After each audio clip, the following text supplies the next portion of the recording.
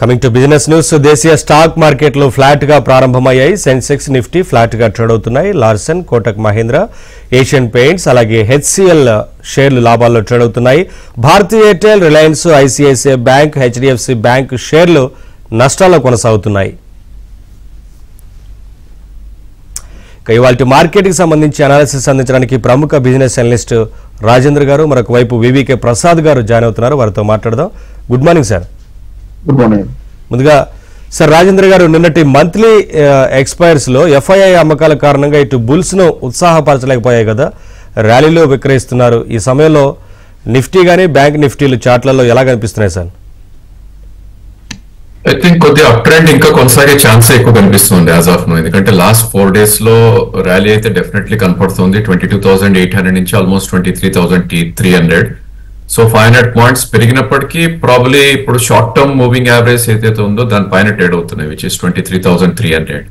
So నా ఉద్దేశంలో రేపు కూడా మనకి ట్రేడింగ్ ఉంది, బికాస్ మనకి బడ్జెట్ సెషన్ ఉంది కాబట్టి ప్రాబ్లీ బడ్జెట్ ఒకవేళ పాజిటివ్ గా వచ్చింది అంటే కనుక 23,600 ఏదైతే 200-day మూవింగ్ యావరేజ్ ఉందో అక్కడ దాకా కూడా వెళ్ళే ఛాన్సెస్ ఉంది. సో ఆల్ ఇన్ ఆల్ మీరు ఇందాకే అన్నట్టు ప్రాబ్లీ ఈవెన్ ఎఫ్ఐఎస్ కవర్ చేసినా కూడా మార్కెట్ అనేది అంత ఉత్సాహంగా లేదు, బికాస్ హైయర్ లెవెల్స్ లో సెల్లింగ్ వస్తుంది కాబట్టి. So all in all range అయితే 22,800 నుంచి 23,800, 1000 పాయింట్స్ మధ్యలోనే ట్రేడ్ అయ్యే ఛాన్సెస్ ఉంది. ఓన్లీ థింగ్ ఏంటంటే 4 days ఆల్రెడీ ర్యాలీ వచ్చింది కాబట్టి నిఫ్టీలో ప్రాబ్లీ రేపు బడ్జెట్ కొంచెం డిసప్పాయింట్ చేసినా కూడా కొద్ది కరెక్షన్ వచ్చే ఛాన్సెస్ కూడా ఈక్వల్లీ కనిపిస్తుంది. సో వోలటాలిటీ అనేది ఎక్కువ ప్లే చేసే ఛాన్స్ ఉంది. బట్ బ్యాంక్ నిఫ్టీ చూస్తే కనుక I think double bottom formation already జరిగింది 47,800 ఆ లెవెల్లో. మేబీ అదొక బేస్ అనేది ఫార్మ్ చేస్తున్నట్టు కనిపిస్తుంది. వేరస్ నిఫ్టీలో ఇంకా ప్యాటర్న్ లేదు, కానీ బ్యాంక్ నిఫ్టీలో బేస్ ఫార్మేషన్ ఆల్రెడీ జరిగిందని అనిపిస్తుంది. బట్ దీని కన్ఫర్మేషన్ మనకి 50,220 ఏదైతే 200-day మూవింగ్ యావరేజ్ ఉందో దానిపైన ట్రేడ్ అవుతేనే ప్రాబ్లీ ఈ కన్ఫర్మేషన్ తెలుస్తుంది. So all in all even bank Nifty కూడా రేంజ్ వస్తే 47,800 నుంచి 50,300 మధ్యలో నెక్స్ట్ కపుల్ ఆఫ్ డేస్ లో కొనసాగే ఛాన్సెస్ ఉంది. It's all event based unfolding ఉంటుందండి మార్కెట్స్ లో. సో రేపు బడ్జెట్ ఉంది అండ్ నెక్స్ట్ వీక్ కూడా మనకి ఢిల్లీ ఎలక్షన్స్ అట్లాగా మనకి కంపెనీ రిజల్ట్స్ వస్తున్నాయి కాబట్టి వీటన్నిటి మీద డిపెండ్ అయ్యి మార్కెట్ మూవ్మెంట్స్ ఎక్కువ ఉండే ఛాన్స్ కనిపిస్తుంది. యా, కరీంనగర్ నుంచి కిషన్ కాల్ చేస్తున్నారు. కిషన్ గారు మాట్లాడండి, మీకున్న డౌట్ ఏంటో చెప్పండి. నమస్కారం అండి రాజేంద్ర గారు. నమస్కారం సార్. నా దగ్గర జేకే పేపర్ అనేది ఒక 100 ఉన్నాయి, ఇంకొకటి అదాని పోర్టు ఒక 100 ఉన్నాయి. కొద్దిగా రిజల్ట్ తక్కువ మైనస్ లో ఇచ్చారు కదా, ఉండమంటారా? ప్రాఫిట్ బుక్ చేసుకోమంటారా? లాంగ్ హోల్డర్ లో ఉంటే బాగుంటుందా లాంగ్ లో? I think JK paper it's a hold అండి, ఎందుకంటే స్టాక్ ఆల్రెడీ ఒక మంచి కరెక్షన్ కి గ్రో అవటం చూస్తున్నాం అండ్ ప్రాబ్లీ సపోర్ట్ జోన్ కి వస్తుంది చూస్తున్నాం మనం. సో లాస్ట్ 4 months లో ఈ స్టాక్ చూస్తే కనుక 640 నుంచి 364 ఏదైతే కరెంట్ మార్కెట్ ప్రైస్ ఉందో అది కరెక్ట్ అవటం చూసాం. గత మార్చ్ లో అంటే 2024 మార్చ్ లో లో వెళ్ళి చూస్తే కనుక 319. So industry is doing good and stock కూడా నియర్ టు సపోర్ట్ జోన్ వస్తుంది కాబట్టి definitely it's a hold. But upper side pull back వచ్చింది అంటే కనుక దీని 200-day మూవింగ్ యావరేజ్ 440 ఉంది.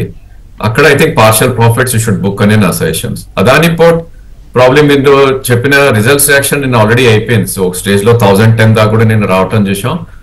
ప్రాబ్లీ ఈ స్టాక్ కూడా స్వింగ్ లోస్ ఏదైతే ఉందో ఐ థింక్ 1010 అదొక సపోర్ట్ గా మనకు కనపడుతుంది. Of course last 2 months back 995 కూడా వచ్చింది. సో 2 స్టాక్స్ కూడా హోల్డ్ అయ్యండి. సపోర్ట్ జోన్ లో ఉన్నప్పుడు you shouldn't cell. But Adani port definitely 1220 ఆ లెవెల్ వస్తే కనుక partial profits is advisable. Yeah, next కాల ప్రియాంక చేస్తున్నారు బెంగళూరు నుంచి. ప్రియాంక గారు మాట్లాడండి ప్రసాద్ గారితో, మీకున్న డౌట్ ఏంటో చెప్పండి. నమస్తే అండి.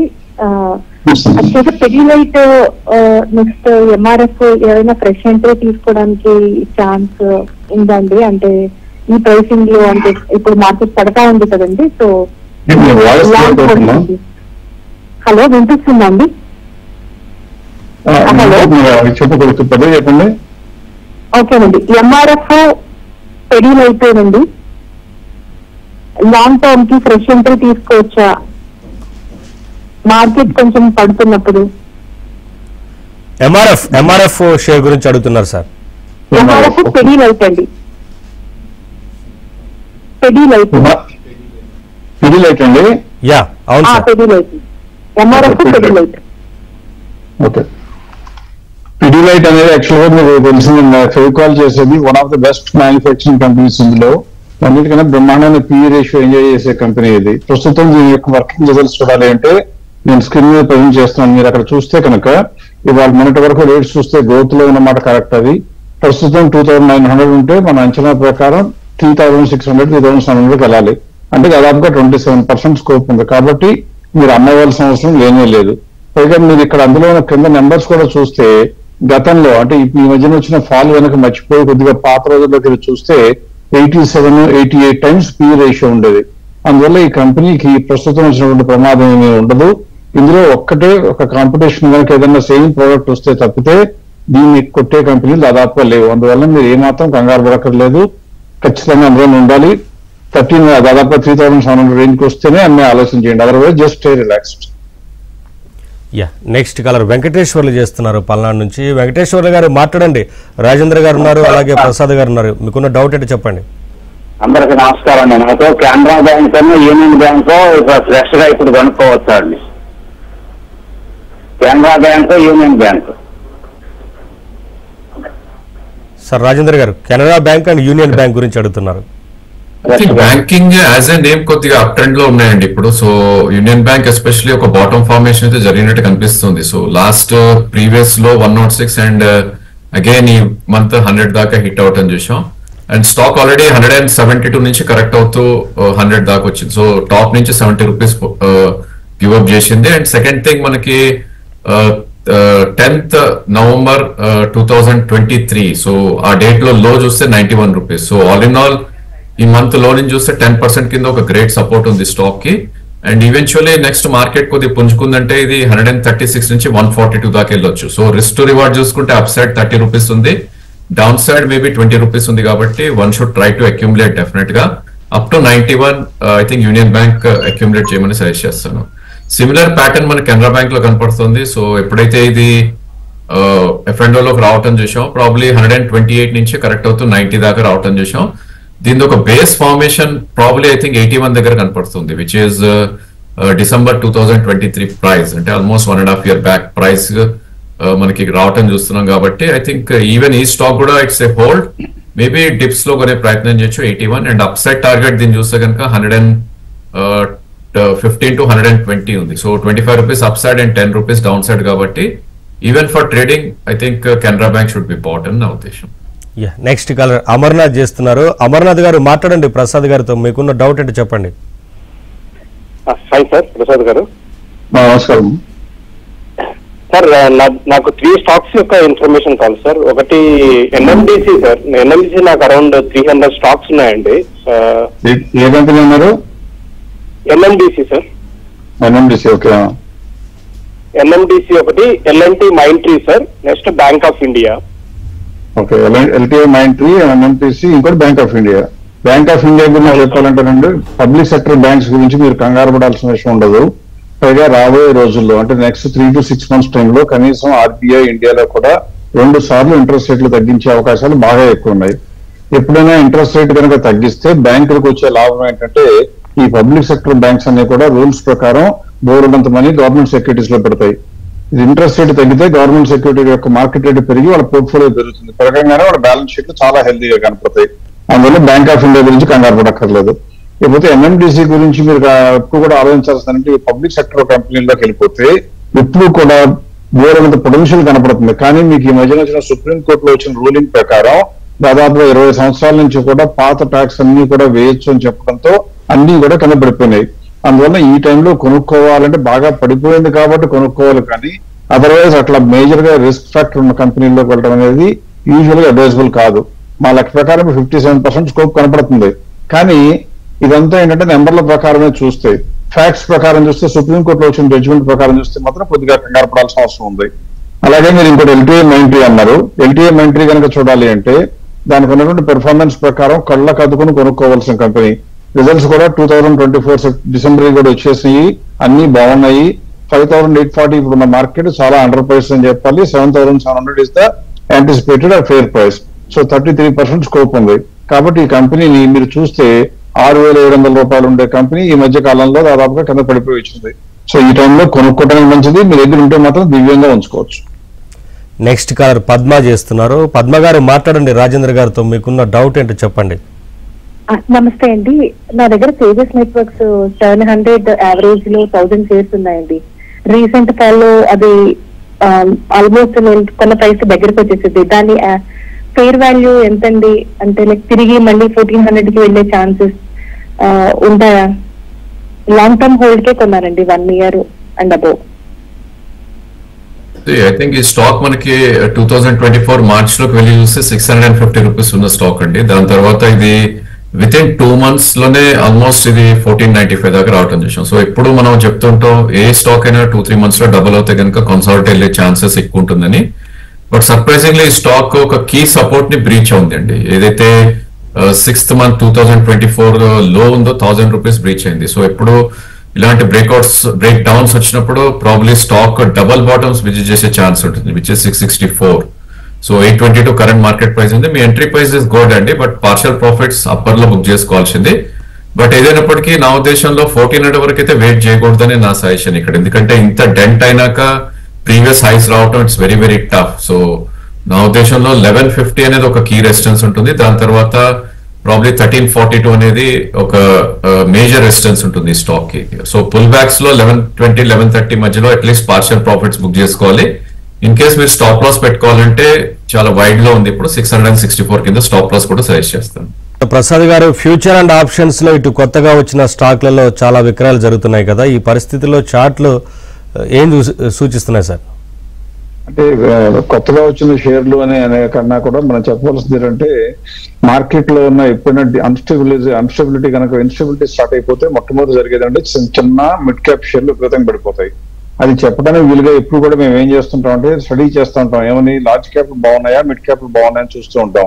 ఈ మధ్య కాలంలో చూస్తే అంటే దాదాపుగా 2022 నుంచి 2024 చివరి వరకు అంటే దాదాపుగా 2-3 సంవత్సరాల పాటు మీరు లార్జ్ క్యాప్ కన్నా మిడ్ క్యాప్ విపరీతంగా పెరిగాయి. అదే ఇక్కడ గ్రాఫ్ లో కనపడుతుంది. ఈ గ్రీన్ లైన్ కనుక పైన ఉంది అంటే అర్థం ఏంటంటే మిడ్ క్యాప్ ఏమో బ్రహ్మాండంగా దూసుకుపోతున్నాయని, లార్జ్ క్యాప్ ఏమో కొద్దిగా వెనకబడుతున్నాయని. అలా వచ్చినటువంటి పుంగంతా కూడా తగ్గిపోయి ఇప్పుడు 0 లైన్ దగ్గరికి వచ్చిందంటే అర్థం ఏంటంటే మిడ్ క్యాప్ లార్జ్ క్యాప్ దాదాపుగా ఈక్వల్ గా ఉన్నాయి.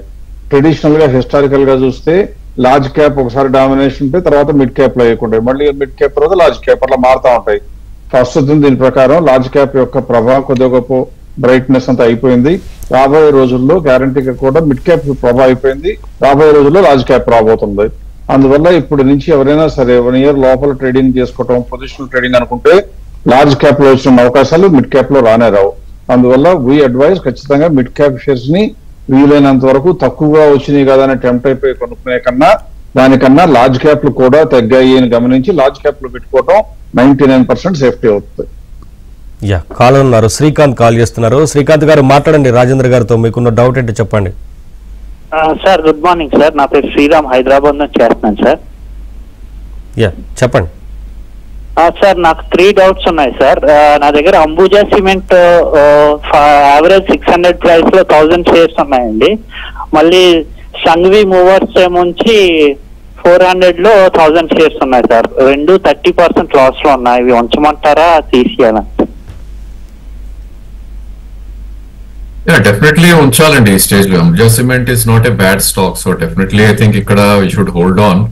అండ్ ప్రాబ్లీ ఇన్ఫాక్ట్ ఈ స్టాక్ ఇంకొద్ది కరెక్ట్ అవుతే కనుక యాడ్ చేసే ప్రయత్నం చేయాలి. ఎందుకంటే సిమెంట్ ప్యాక్ కొద్దిగా బాగలేకపోయినా కూడా ఐ థింక్ గోయింగ్ ఫార్వర్డ్ కొద్దిగా ఛాన్సెస్ అయితే బ్రైట్ ఉన్నాయి ప్రైస్ వైజ్ చూస్తే కనుక. ఆల్రెడీ టాప్ నుంచి 706 నుంచి ఆల్మోస్ట్ 3 months బ్యాక్ 450 కూడా రావటం చూసాం. అండ్ ఆల్మోస్ట్ 430 అండ్ 404 అనేది ఒక క్లియర్ డిమాండ్ జోన్ గా కనిపిస్తుంది. ఆఫ్ కోర్స్ దీనికి అదాని ట్యాగ్ ఉంది, అప్పుడప్పుడు న్యూసెస్ దీన్ని డెంట్ చేస్తుంటే స్టాక్ ని. Otherwise I think it's a good stock to own ఈ రేట్ లో. బట్ ఓన్లీ థింగ్ ఏంటంటే 600 నుంచి 630 మధ్యలో రెసిస్టెన్స్ పాయింట్ కూడా ఉంది ఈక్వల్ గా. సో అక్కడ I think you should try to book some profits కూడా ఒకవేళ పుల్ బ్యాక్ ర్యాలీస్ వస్తే కనుక. So as a trading back definitely it's a hold Adani Ambuja cements. Fundamental గా కూడా చాలా బాగుందండి ఈ కంపెనీ, ఏమాత్రం కూడా భయపడక్కర్లేదు. అదాని ట్యాగ్ ఉంది ఎవరైనా పక్కన పెట్టేస్తే వేల కోట్లు టర్న్ ఓవర్ చేస్తూ 100 కోట్లు లాభాలు వస్తున్న కంపెనీకి అదాని ట్యాగ్ ఉన్నంత మాత్రాన తగ్గాల్సిన అవసరం ఉండకూడదు. అందువల్ల ఇది 510 రూపీస్ దాదాపుగా నిన్న ప్రైస్ ఉంటే 750 కన్నా తక్కువ దాదాపుగా చీప్ ప్రైస్ అని లెక్క. అందువల్ల ఎట్టి పరిస్థితుల్లో ఉంచాలి. ఆ కంగారే పడకూడదు. మీ 30% fall because not because of market company is bad, because the markets are bad. Market లో కరెక్షన్ వచ్చింది ఇక్కడ పడిపోయింది తప్పితే ఈ కంపెనీలో వచ్చిన నెగిటివ్ ఏమీ లేదు. ధైర్యంగా ఉంచుకోండి. మీకు ఆ 30% గ్యారంటీగా రికవర్ అయ్యే అవకాశాలు మాక్సిమం ఉన్న కంపెనీలో ఇది ఒకటి. నెక్స్ట్ కాలర్ బంగారాజు చేస్తున్నారు. బంగారాజు గారు మాట్లాడండి ప్రసాద్ గారితో, మీకున్న డౌట్ ఏంటో చెప్పండి. గుడ్ మార్నింగ్ ప్రసాద్ గారు. Good morning sir. ఇప్పుడు ఉన్న టైం విప్రో ఒకటి, నెక్స్ట్ ఫార్మాలో సిప్లా గానీ నాట్కో గానీ తీసుకుందాం అనుకుంటున్నాం సార్. అది ఎట్లా? ఇది అని అడిగే కన్నా నేను మొత్తం 3 చెప్తానండి. ఇప్పుడు విప్రో అన్నారు అనుకోండి, విప్రో అయితే మీరు కళ్ళ కదుకుని కొనుక్కోవాల్సిన కంపెనీ. ఎన్నో రోజుల నుంచి సబ్జ్యూట్ గా ఉన్న కంపెనీ ఈ మధ్య కాలంలో పెర్ఫార్మెన్స్ బాగా వచ్చింది. దానికి రిజల్ట్ ఏంటంటే మీరే చూస్తే నెట్ ప్రాఫిట్ మార్జిన్ స్క్రీన్ మీద కనపడుతుంది. మీరు చూసినట్లయితే 12% వరకు మార్జిన్ వెళ్ళిపోయిన కంపెనీ ఇప్పుడు 14% వచ్చింది. సేల్స్ చూస్తే 26,000 కోట్లు 28,000 కోట్లు అవటం, ప్రాఫిట్ పెరగటం, ఎబిటా పెరగటం అన్ని హిస్టారిక్ హై ఉన్నాయి. కాబట్టి Wipro is definitely worth company, definite గా కొనుక్కోవాలి. తర్వాత మీరు ఇంకో 2 కంపెనీలు చెప్పారండి. సిప్లా అన్నారు కదా, సిప్లా అనేది సిప్లా నాట్కో మధ్యన కనుక చూస్తే Cipla and any day is a much larger company the Natco is.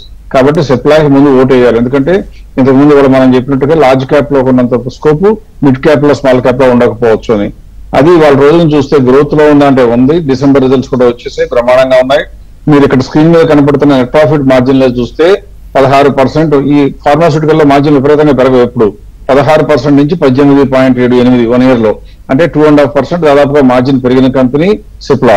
అందువలన ప్రాఫిట్ కూడా చూస్తే 4,000 కోట్లు ఉంటే అది కూడా 5,000 కోట్లు అయిపోయింది. సేల్స్ ఏమో పెద్దగా పెరగకపోయినా కూడా సేల్స్ 1,000 కోట్లు పెరిగితే ప్రాఫిట్ 1,500 దాదాపు 500 కోట్లు పెరిగిందంటే మీరు ఆలోచించుకోవచ్చు this is very effectively manage company అని. ఇది మన ఫేర్ ప్రైస్ ఈజ్ 1,900 దగ్గర ఉందండి. ఇప్పుడు కూడా 30% స్కోప్ ఉంది. కాబట్టి నాట్కో సిప్లా మధ్య చూస్తే ఖచ్చితంగా my vote is only for Cipla. Next caller Anand Kumar చేస్తున్నారు. ఆనంద్ కుమార్ గారు మాట్లాడండి రాజేందర్ గారితో, డౌట్ ఏంటో చెప్పండి. నమస్తే సార్. నా దగ్గర ఎస్ఆర్ఎఫ్ 625 రూపాయల 100 షేర్లు ఉన్నాయండి. మాస్టెక్ 3,110 రూపాయల 30 షేర్లు ఉన్నాయి సార్. హోల్డ్ చేస్తే యావరేజ్ చేస్తాను. మాస్టెక్ ఇట్స్ ఏ హోల్డ్ అండి ఇక్కడ, ఎందుకంటే IT is doing good and probably ఈ స్టాక్ మిడ్ క్యాప్ నేమ్స్ లో I think it's one of the good performing stock. Though మనకి మల్టీ మంత్ లోస్ దగ్గరకు వచ్చినా కూడా ఐ థింక్ పుల్ బ్యాక్స్ కూడా చాలా ఫాస్ట్ గా ఉండే ఛాన్స్ ఉంది. సో 2137 అనేది ఒక మేజర్ సపోర్ట్ ఉంటుంది. ఇది లాస్ట్ ఇయర్ జూలై లో అది. So almost we're there. So ఈ మంత్ 2300 కూడా రావటం చూసాం. ఉన్న స్టాక్ ఉంచండి. ఇన్ఫాక్ట్ 2100 ఆ లెవెల్ వస్తే కనుక ఫర్దర్ గా యాడ్ కూడా చేయొచ్చు. 1 quarter గుడ్ రిజల్ట్స్ ఇస్తే కనుక ప్రీవియస్లీ కూడా మనం చూసాం 21 to 3300 దాకా పెరగటం చూసాం. అలాంటి మూవ్ మేబీ నెక్స్ట్ 2-3 quarters లో వచ్చే ఛాన్స్ అయితే కనపడుతుంది. ఉన్న పొజిషన్ హోల్డ్ అండ్ ఫర్దర్ గా 2100 దగ్గర బై ఆన్ మాస్టెక్ అని చెప్పొచ్చు. నెక్స్ట్ కలర్ రామారావు చేస్తున్నారు విజయవాడ నుంచి. రామారావు గారు మాట్లాడండి ప్రసాద్ గారితో, డౌట్ ఏంటో చెప్పండి. గుడ్ మార్నింగ్ ప్రసాద్ గారు. లాజిస్టిక్స్ లిమిటెడ్ ఒకటి, ఆర్ఈసీ ఒకటి, ఈ 2 హోల్డ్ చేయొచ్చా, ఎక్స్టెండ్ చేసుకోవచ్చా, సేల్ చేయొచ్చా? ఆర్ఈసీ ఒకటి, ఇంకోటి ఏదన్నారండి? ఆల్ కార్గో లాజిస్టిక్స్ అండి. ఒక నిమిషం అంటే చెప్తాను, మీ వాయిస్ మిస్ అవుతుంది. ఆర్ఈసీ గురించి కనుక మాట్లాడితే ఎట్టి పరిస్థితుల్లో కూడా ఉంచుకోవాలి, యాడ్ చేయాలంటే కూడా యాడ్ చేసుకోవచ్చు. ఇది రైల్వే భూమిలో వచ్చినప్పుడు విపరీతంగా పెరిగిన మాట వాస్తవం. అదంతా ఏమీ లేదు, అట్లాంటి హడావిడి లేదు. This is more A finance company అని తెలుసుకున్నప్పుడు పడిపోవడం కూడా కరెక్టే. కాబట్టి ఈ రోజు ఏంటంటే ప్రస్తుతం ఉన్న ప్రాస్పెక్ట్స్ ప్రకారం చూస్తే గవర్నమెంట్ పెద్దపేట ఇన్ఫ్రాస్ట్రక్చర్ చేస్తుంది, రైల్వే లైన్స్ మీద మళ్ళీ తిరిగి ఫోకస్ పెడుతున్నారు. కాబట్టి 100 రూపాయలు మన బ్రహ్మాండంగా బిజినెస్ పెరిగితే ఈ కంపెనీకి ఫైనాన్సింగ్ యాక్టివిటీలో కూడా మంచి ఇన్కమ్ వస్తుంది. పైగా ఈ ఒక్క కంపెనీకే చూస్తే నెట్ ప్రాఫిట్ మార్జిన్ 29% ఉందండి. మీరు కనుక చూసినట్లయితే ప్రాఫిట్ కంటిన్యూస్ గా పెరుగుతా 13,000 కోట్లలో 15,000 కోట్లు అయిపోయింది. అవన్నీ వదిలిపెట్టినా కూడా ప్రస్తుతం 440 రూపీస్ ఉన్న మార్కెట్ ప్రైస్ ఉంటే ఇది గ్రోత్ లో ఉన్న కంపెనీ. మన అంచనా ప్రకారం ఫేర్ ప్రైస్ ఎంత ఉండాలి అంటే 677 ఉండాలి. కాబట్టి ఎంత గ్యాప్ ఉంది? 53.